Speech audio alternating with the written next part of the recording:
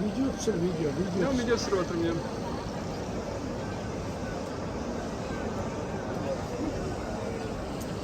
Videonun sonunda da biz de gözümüzde ötsün. Bu hafta da sen bir dedik. Sen internetini kullanasın. Sizin de olsun uzak tuttur. Vayın da bana bak. Böyle fikri olsun. Senin bu olsun uzun tutsun.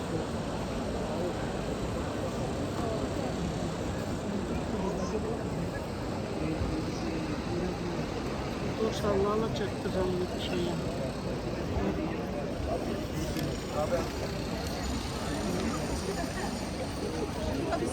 Al der kalanız.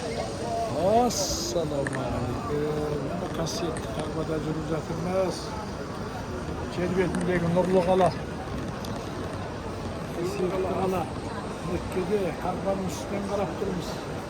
Üstünden karaganda görünüş bildim başka şekil. Keremet bu, ululuk var. Allah'a sanat şükür olsun gün yetkizgen olsun da biz de alıp gelgen. Her rahmet olmadan Allah'a olsun. Her kazağıma buyursun da şürge geliyor inşallah. Allah şakalarımızı ziyartıp geleyim. Avurlarımızı ziyartıp geleyim olsun da inşallah. Keremet sezmi, keremet sezmi. Allah'a sanat şükür.